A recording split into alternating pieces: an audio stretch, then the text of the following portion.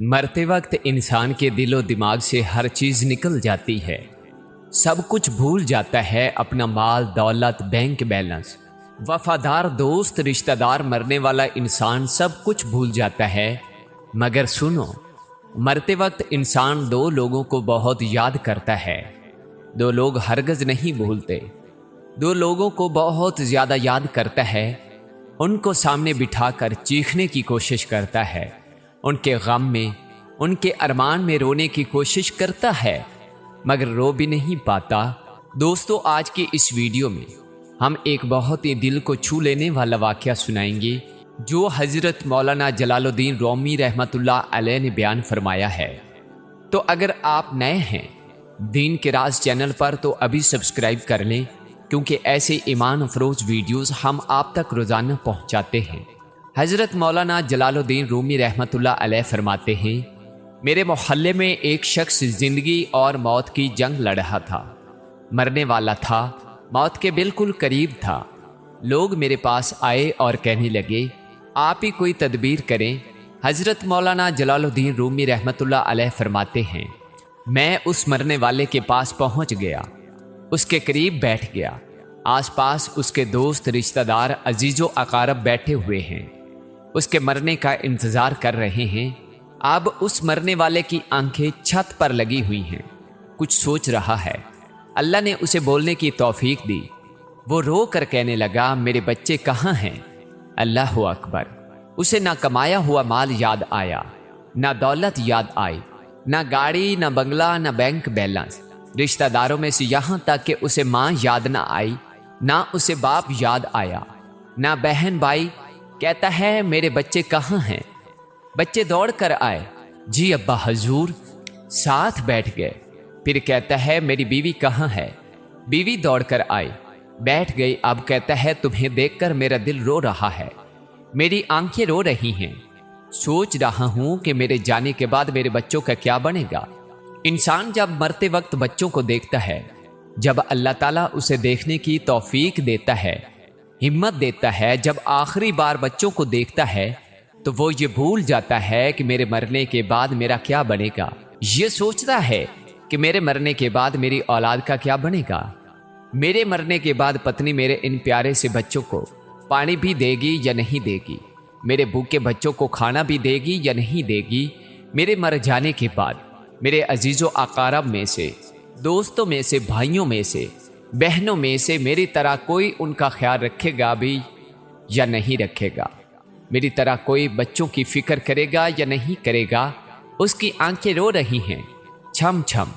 بیوی کو نصیحت کرنے لگا، میں تو دنیا چھوڑ کر جا رہا ہوں، مجھ پر ایک احسان کیجیے گا، خدارا میرے ان بچوں کو قرآن، مسجد کی تعلیم دیجیے۔ ان کے منہ سے نکلا، اللہ کا نام میری قبر کو روشن کر دے۔ ان کے منہ سے نکلا، قرآن میری قبر کو نور کر دے، میری قبر کو روشن کر دے۔ میرے بچوں کے منہ سے نکلی ہوئی یاسین یا قرآن الحکیم، انک لمن المرسلین علی صراط مستقیم، مجھے جہنم کی آگ سے دور کر دے گی، اللہ کے عذاب سے دور کر دے گی۔ خدارا میرے بچوں کو قرآن، مسجد ضرور بھیجنا، انہیں دین کی تعلیم دینا۔ ہاتھ جوڑ کر تمام بھائیوں کے آگے گزارش کرتا ہوں، آپ بھی اپنے بچوں کو قرآن مجید پڑھائیں، اپنے بچوں کو دین کی تعلیم دیں۔ تم نے وہ واقعہ نہیں سنا؟ حضرت موسیٰ علیہ السلام کا ایک قبرستان سے گزر ہوا، آپ نے دیکھا قبرستان کی ایک قبر کے اندر مردے کو دردناک عذاب دیا جا رہا ہے۔ اس کی قبر جہنم میں سے ایک گڑھا بنی ہوئی، مردہ چیخ پکار کر رہا ہے۔ کام کرنے کے بعد واپسی پر جب اسی راستے سے گزر ہوا، آپ نے دیکھا وہی جہنم میں جلنے والا شخص جس کی قبر میں عذاب دیا جا رہا تھا، اب وہ شخص جنت میں ٹہر رہا ہے۔ اس کی قبر جنت کے باغوں میں سے ایک باغ بنی ہوئی۔ دونوں ہاتھ اٹھا کر عرض کی، اے میرے مالک، تھوڑی دیر پہلے میں یہاں سے گزرا تھا، یہی قبر جہنم کے گڑھوں میں سے ایک گڑھا بنی ہوئی تھی، تھوڑی دیر کے بعد یہ جنت کے باغوں میں سے ایک باغ کیسے بن گئی؟ اللہ نے فرمایا، موسیٰ، یہ شخص جب مرا تھا، مرنے سے پہلے اپنی بیوی کو حاملہ چھوڑ کر مرا تھا۔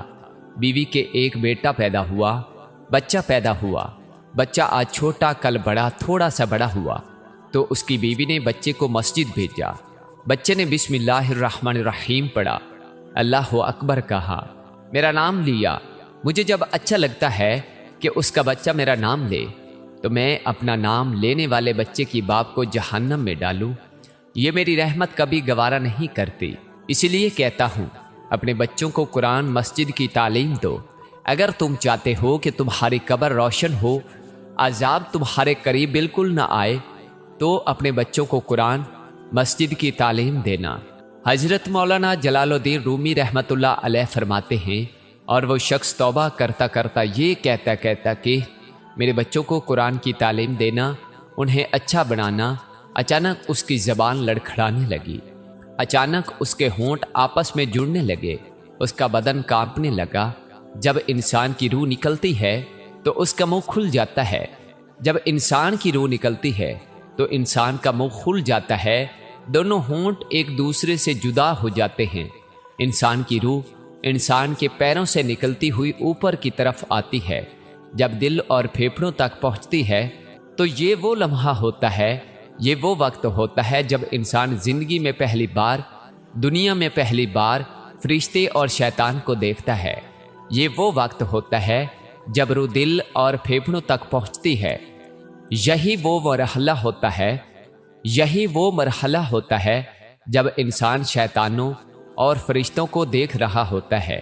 ایک طرف شیطان اس کے کان میں مشورے دیتا ہے، دوسری طرف اس کی زبان سے اس کے عمل کے مطابق الفاظ نکلنے لگتے ہیں۔ اگر انسان نیک ہوتا ہے، اگر نمازی ہوتا ہے، اگر اللہ کا نیک بندہ ہوتا ہے تو فرشتہ اس کی زبان کو کلمہ پڑھنے کی ترغیب دیتا ہے، اللہ اکبر، قرآن پڑھنے کی ترغیب دیتا ہے۔ اگر انسان نیک ہوتا ہے اور اگر انسان نیک نہیں ہوتا تو پھر اس کا جو دماغ ہوتا ہے وہ عجیب سی بے قراری کا شکار ہو جاتا ہے اور انسان شیطان کے مشورے کو قبول کر بیٹھتا ہے۔ جب انسان شیطان